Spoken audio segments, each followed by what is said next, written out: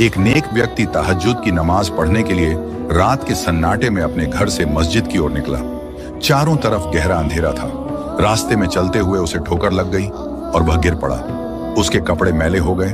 वह वापस घर लौटा, कपड़े बदले और फिर से मस्जिद के लिए निकल पड़ा। लेकिन किस्मत को कुछ और मंजूर था।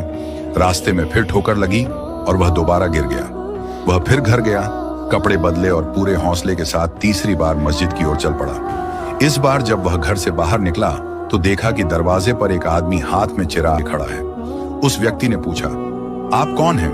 उस आदमी ने जवाब दिया, आइए मैं आपको मस्जिद तक रोशनी दिखाकर पहुंचा देता हूं। वह व्यक्ति चिराग की रोशनी में आराम से मस्जिद पहुंचा, तहज्जुद की नमाज अदा की। जब नमाज पढ़कर बाहर निकला तो देखा वही आदमी फिर चिराग लिए खड़ा है। उसने उसे उसी रोशनी में घर तक पहुंचा दिया। घर पहुंचकर उस व्यक्ति ने पूछा, भाई आप कौन हैं? आपने आधी रात को मेरी इतनी मदद क्यों की? उस आदमी ने जवाब दिया, मैं शैतान हूं। वह व्यक्ति हैरान रह गया और बोला, शैतान तो इंसान को नमाज से रोकता है और तुम मुझे मस्जिद तक छोड़कर आए? शैतान ने कहा, मेरी मजबूरी थी। जब तुम पहली बार नमाज के लिए निकले और गिर पड़े तो तुम्हारी उस तकलीफ की वजह से अल्लाह ने तुम्हारे सारे गुनाह माफ कर दिए। जब दूसरी बार गिरे और फिर भी नमाज के लिए निकले तो अल्लाह ने तुम्हारे पूरे खानदान के गुनाह माफ कर दिए।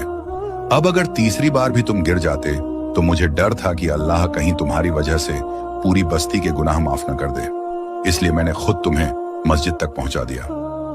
यह वाकया हमें सिखाता है कि सच्ची नीयत और इबादत के लिए उठाया गया हर कदम अल्लाह की नजर में बहुत कीमती होता है।